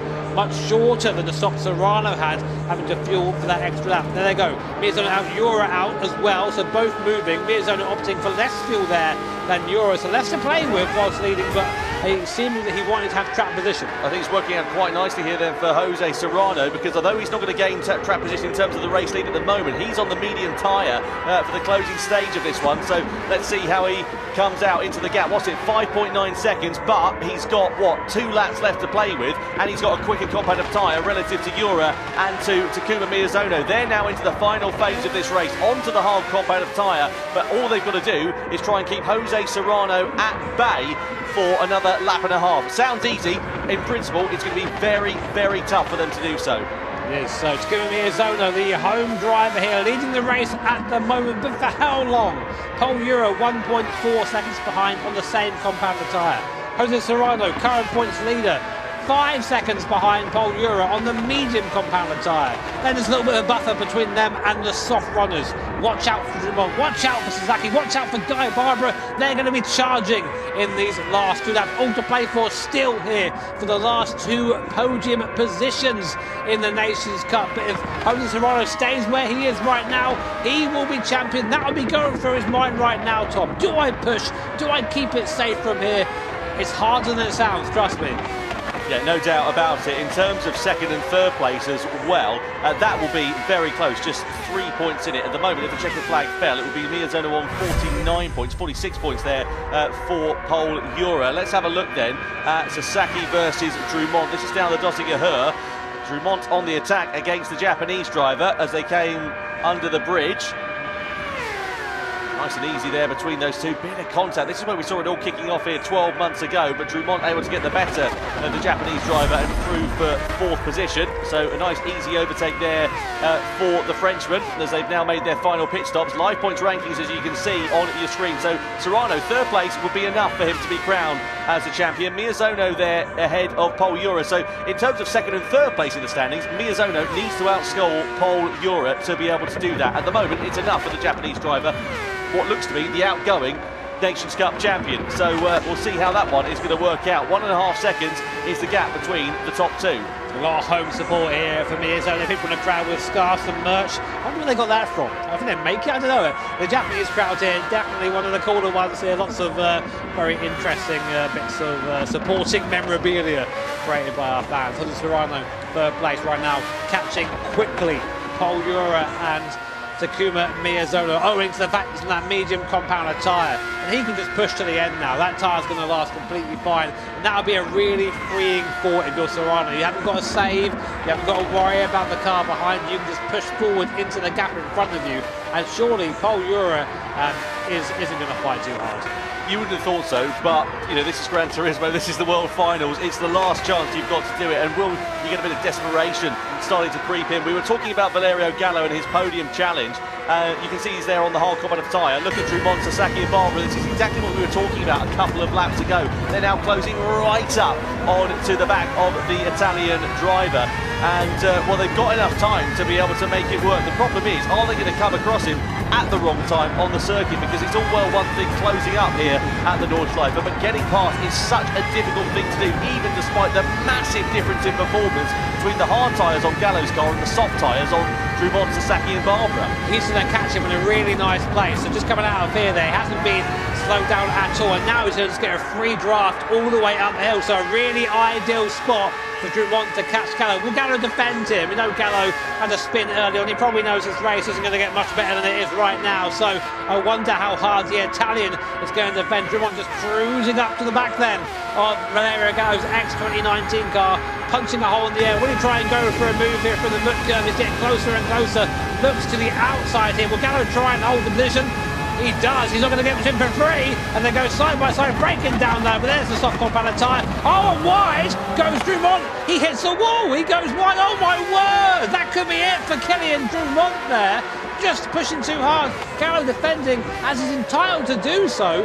And Drumont just pushing wide into the wall. Well, under investigation for the collision then between Drumont and Valerio Gallo. Let's see what the stewards are able to pick the bones out of with that incident. The upshot is, as Jimmy said, that could easily prove to be the end of the podium challenge. Serrano now through on Pole Euro for second place though, meanwhile, whilst that was all unfolding behind. So Pole Euro deciding that he can't hold up Jose Serrano, his compatriot at the moment. Serrano's next target, 1.9 seconds up the road. Takuma Miyazono, quicker combat of tyre on the Spaniard's car. He's looking good for 3 wins in 3 races here tonight in the Nations Cup. He's still got a lap of a bit to go. Big understeer. We saw him go off here earlier on, just about covering it back up again. Jose Serrano, look at him right now. Imagine what you must be feeling. The car is fast. You're on a quick tyre. You can see the gap to the car in front is coming down. And you know, if you can keep this together for just one more lap, you are going to be the Nations Cup champion of 2025. Here he comes then, through the last part of the circuit. I say that, we'll go back to a replay. This is Serrano and Euro. And Euro actually made a mistake. That's why it was so easy to get by.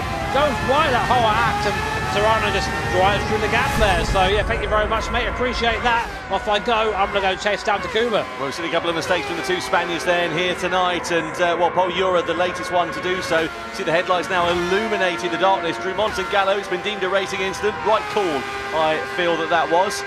As we come down the Dottinger Hill then for the penultimate time. The gap now between Miyazono and Serrano down to a second. as they burst their way through and into the darkness. The trophy there on the bottom left-hand corner of your screen, that's the one that Jose Serrano wants to be holding aloft. Second place, as we know, would be more than enough for him to be crowned as the champion, but you always want to sign off on a win, don't you? No doubt about it for Jose Serrano. When is he going to pick his moment as we come through to begin the final lap of the 2025 Gran Turismo World Series? It's Miyazono that leads from the fast-charging, medium-shod Jose Serrano. Pol Ura sitting there in third place after that mistake cost him positions on that final lap, the last lap that we went on, penultimate lap of racing. And let's see how quickly Serrano can latch onto the back of Takuma Miyazono and attack the Japanese driver here. It's not over yet in the midfield either, Tom. We have Drummond, Barbaro, Sasaki. They've got by Gallo and are now chasing down Pol Ura. We think that soft tyres around 10 seconds lap faster than the hard tyre, and there is a 6-second gap between Drummond and Ura. And importantly, Miyazono too, so none of these drivers are safe, bar maybe Serrano. So things could all change in the championship. It seems Serrano's in the pound seat right now, but Miyazono and Ura both trying to make sure they get onto the podium here today. So, and they really will charge hard on this last lap. Here is Serrano then getting closer and closer to the Japanese driver. This must feel great right now, just being in this position for Jose Serrano. Miyazono slow off the corner. I think it's a done deal, Tom, here it comes. Yeah, no doubt about it. He's in the slipstream then. Here is Jose Serrano on Takuma Miyazono down into the chicane. He's got the inside line, and now he takes the race lead on the final lap. Jose Serrano is through to the front of the race with just a lap to go here at the Nordschleife as we come onto the circuit then. And now let's see how quickly Jose Serrano can pull away from Takuma Miyazono. This has been an absolute masterclass in terms of performance for the Spanish driver. Let's not forget, of course, he won the Nations Cup back in 2023 when it was a team effort back in that year, a sort of one-off, as it were. But this would be the first chance for him to be crowned individually as the Nations Cup champion. Third would have been enough. He didn't need to fight for second and indeed the lead of the race, as we just saw, but he wants to sign off with a victory, no doubt about it, and that's exactly what he is set to do here. So his 5-point standings here. If Kylian Drummond can get up into second place here, he will put himself on to the podium. He will knock Pol Ura or Takuma Miyazono off. So it's not over there for the last couple of podium places. Here's a replay of that move then. This must feel like a victory lap now for Jose Serrano up the inside of Takuma Miyazono. Not much resistance offered there by the Japanese driver. Neither had to go on. So yeah, thanks mate, I appreciate that. I know you can't really fight me.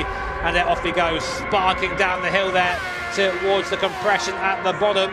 What a beautiful image this is. Just a masterful strategy there from Jose Serrano. You know, took the pain in the middle stint there on the hard tyre, but really was calculating that, working out the fact that he was going to drop off the back, have that gap relative to the rest of the field, and just be in a nice, comfortable cushion, nice, comfortable position in the closing stages of that race. You know, able to run his own lines, run his own race, and ultimately it's that middle stint that's given him the chance of that victory, because he just kept so much pace on the hard tyres relative to everybody else.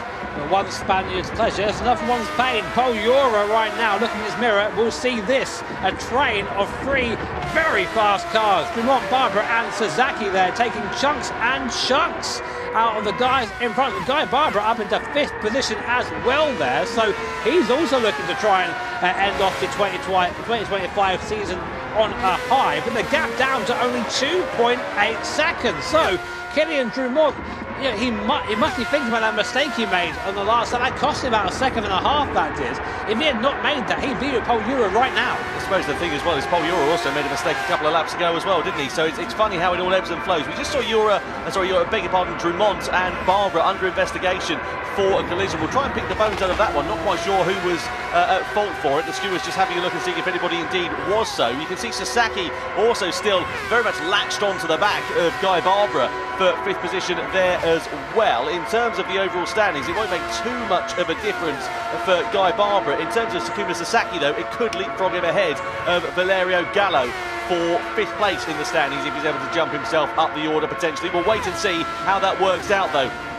We look here, though, at Kylian Drummond, who is in 4th position. What about Sasaki? Is he going to be able to attack against Guy Barbara? Side by side they run. He's got the inside line here then as Sasaki, but it changes to the outside line as we flick it through the right-hander. Barbara goes deep into the corner, and Sasaki just has to wait to fight another day as Barbara holds firm for 5th place as we come into the carousel. The headlights illuminating the darkness here at the Nordschleife as the sun sets on what has been a spectacular 2025 Gran Turismo World Series, and it's not over yet, but Kylian Drumont is deemed at fault for the incident we saw between himself and Guy Barbara as a 1-second penalty, and is that podium challenge over then for Kylian Drumont with less than half a lap to go? Yeah, that is huge for Drumont. That's pretty much going to just put paid to his podium chances there.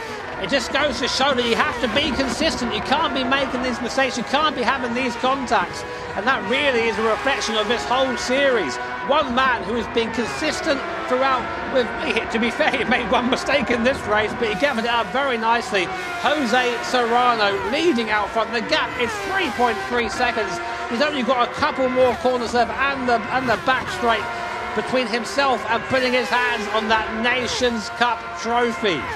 Takuma Sasaki then attacking against Guy Barbara, or at least trying to, again, closing up onto the back of him. This is a great little tussle that's going on for 5th position. It may not be the battle for the race win that we've seen so many times here at the Nordschleife in these Red Bull X2019s, but it's a fantastic tussle and a great example of defensive driving and also respectful driving between two long-time competitors in the Gran Turismo World Series. Through in towards the right-hander we go, on towards the Dössinger Höhe for the final time, and Takuma Sasaki is going to have the advantage of the slipstream here against Guy Barbara as we come down this back straight. Meanwhile, Jose Serrano is comfortably in the pound seats here. He's got a great cushion over the rest of the field, and what a season the Spaniard has put together. What a night he has put together in the GT World Series here in the Nations Cup. Yesterday he was crowned as the Manufacturers Cup champions for Porsche, and back in 2023 he was crowned as the Nations Cup champions as part of a team effort, but now in 2025 he will become his own champion in his own merit as Jose Serrano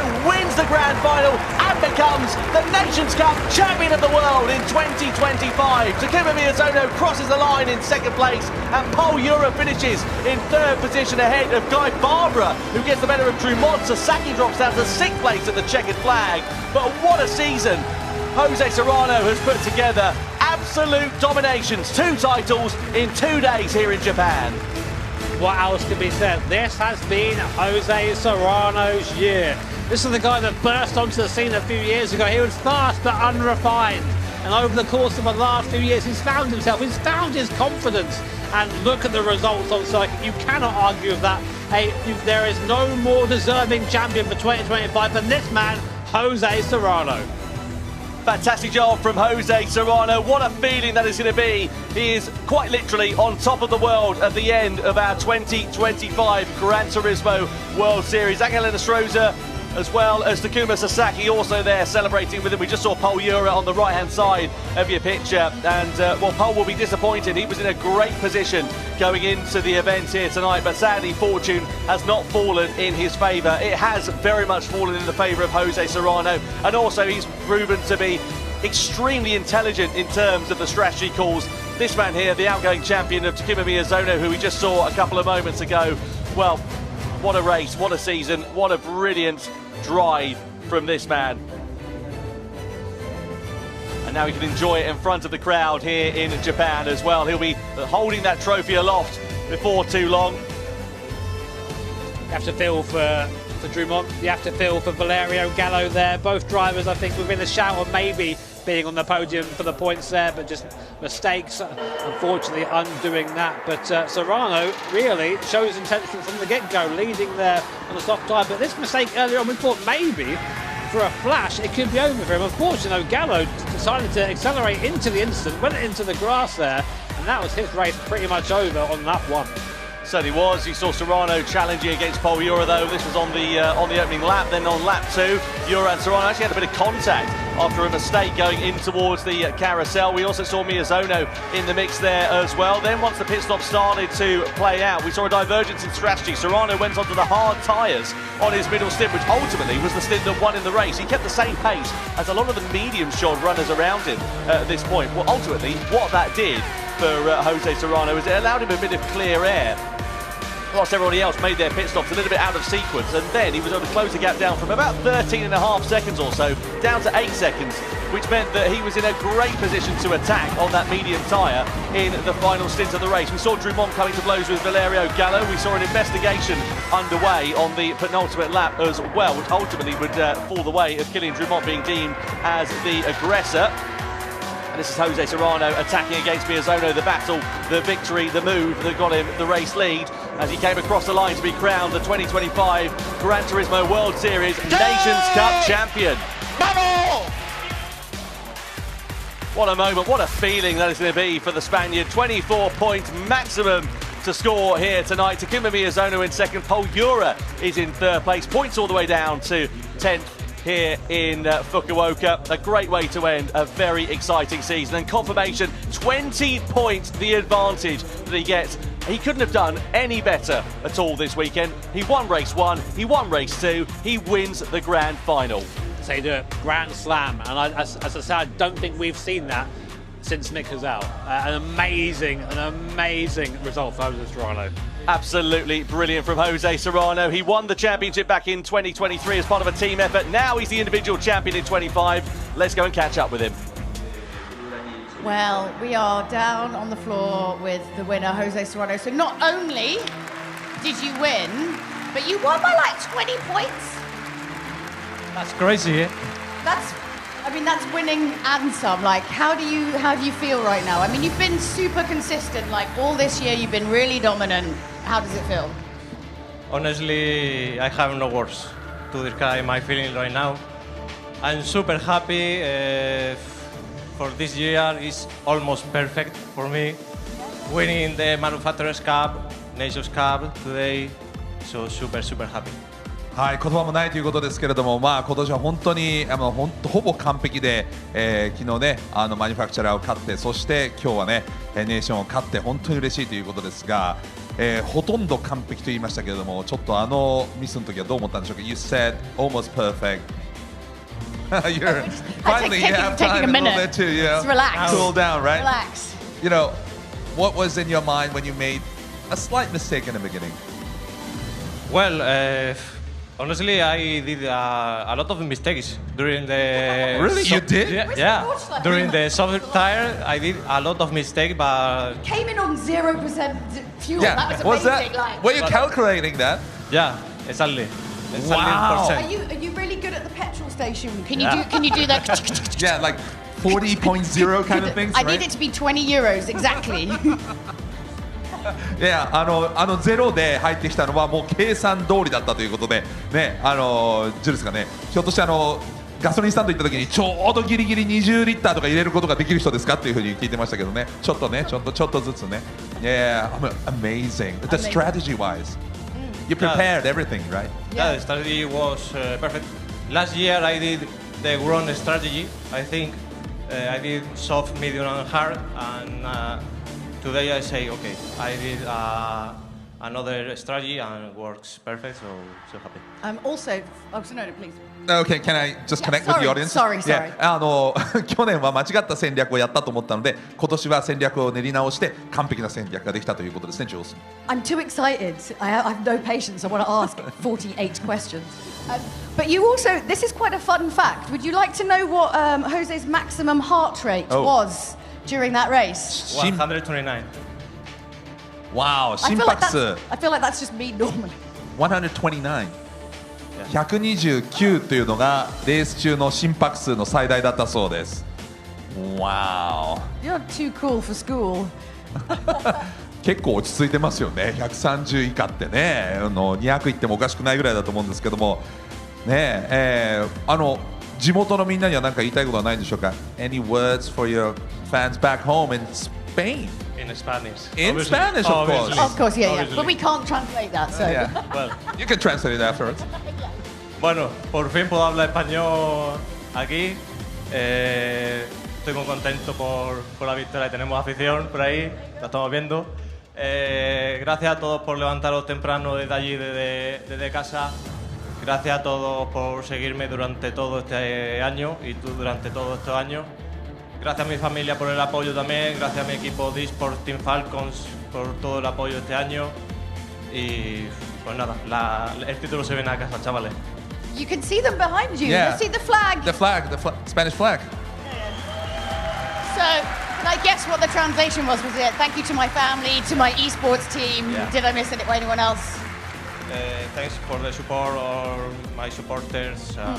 That's it. That's it. Yeah. All right. So that's from the floor. Back to you, Tom and Jimmy.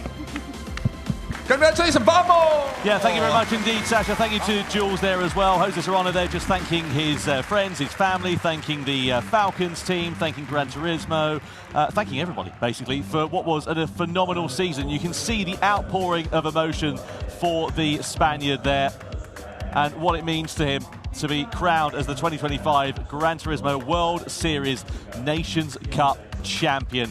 Vote for your Dunlop driver of the day, Jose Serrano, Takuma Miyazono or Valerio Gallo are your options there. Get involved with it and let us know on YouTube who you think your driver of the day was from that one.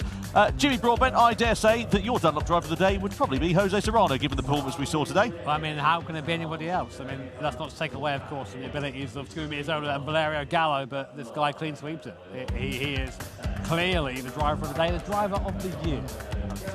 Yeah, amazing performance from Jose Serrano. Full credit to Takuma Miyazono, to Valerio Gallo there as well. Miyazono eventually finishing second in the standings. Paul Ura in third place there as well. And I have to say, it has been a very exciting season in the Gran Turismo World Series. I'm looking forward to 2026 already. Can't wait. But I have to say, for now, Jose Serrano, phenomenal season. And just tonight, I mean, in particular, there was no sense that he was flustered, that he was bothered, that he was even under any pressure. You've got to think about what this weekend's been like for him, right? Okay, so he raced all of yesterday, won the Manufacturers' Cup. Spoiler.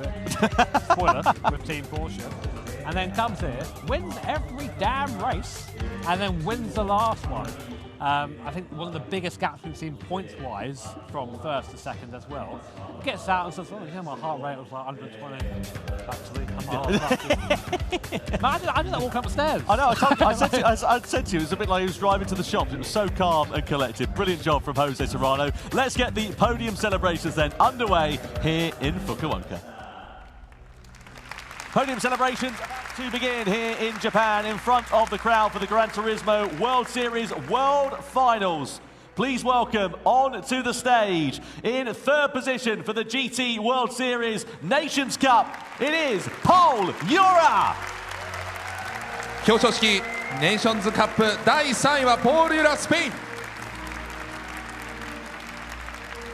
Paul Ura being congratulated by the crowd. Please welcome in second place for the Gran Turismo World Series Nations Cup from Japan, it's Takuma Miyazono. そして2位は日本の宮園拓磨。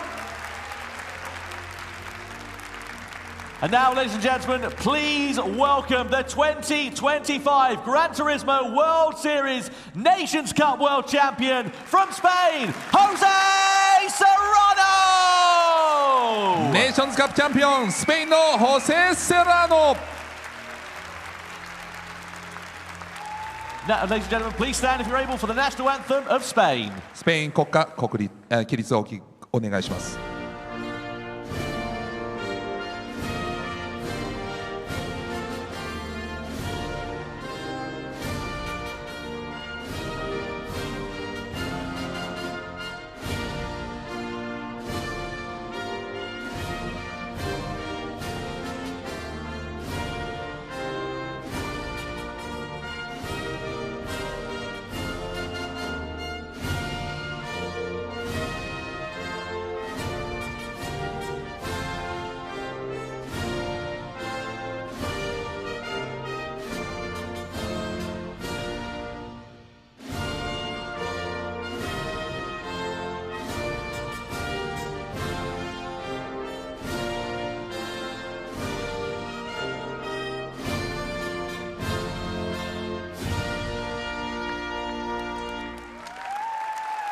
Jose Serrano, the 2025 Gran Turismo World Series Nations Cup Champion of the World here in Fukuoka, Japan, the venue for the World Finals.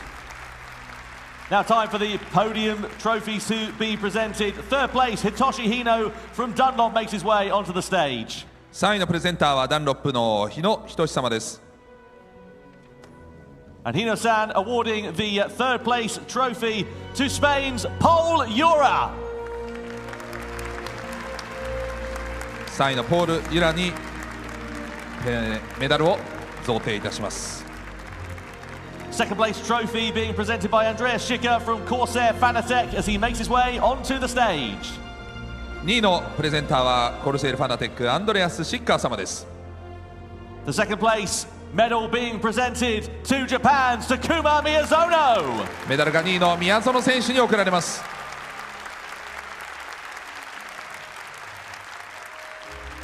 And finally, please welcome onto the stage Gran Turismo Series producer Kazunori Yamauchi. そして1位のプレゼンターはグランツーリスモシリーズプロデューサーの山内和則さんです。 Yamauchi-san firstly presenting the medal to Jose Serrano. And now, the trophy. メダルに続いてトロフィーの贈呈です。 Jose Serrano, the 2025 Gran Turismo Nations Cup champion.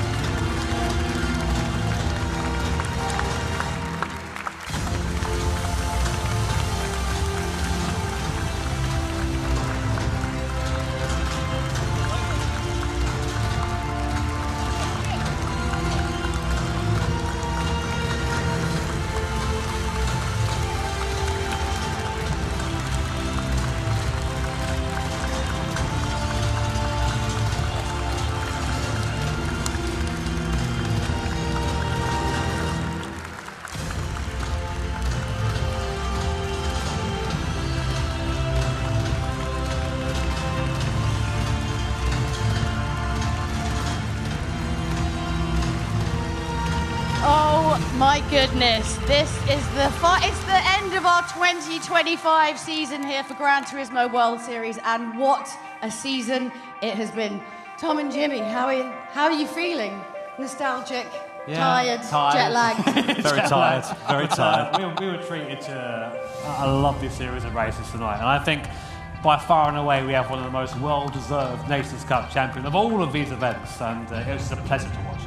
Yeah, completely echoing the sentiments of Jimmy there. That was a masterclass from Jose Serrano. We saw some brilliant driving. Okay, we didn't quite get the grandstand finish that we're used to seeing in the GT World Series, but that was a fantastic display of just how to do it, pull the strategy right, and ultimately consistency, as we know, that's what creates champions. Consistency is king, people! Yeah.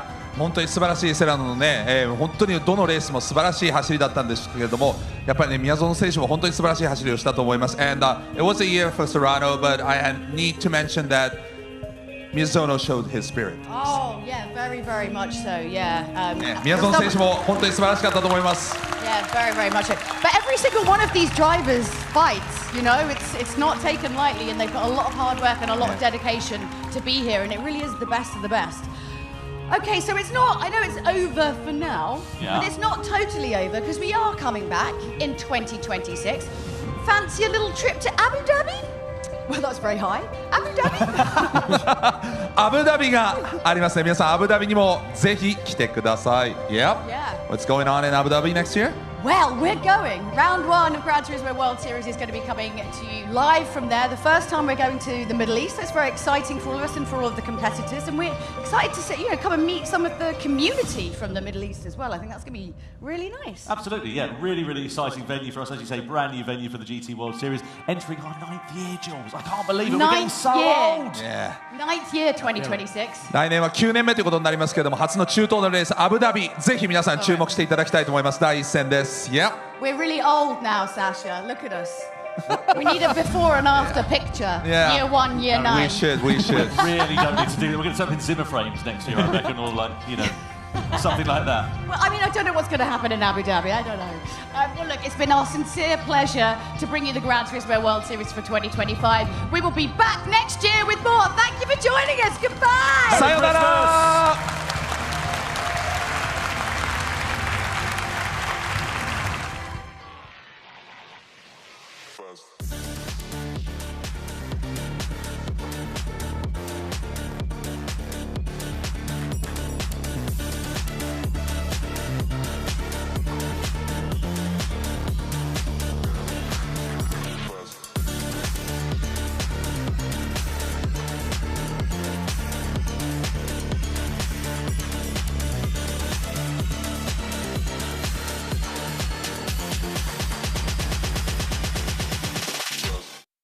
プレイステーション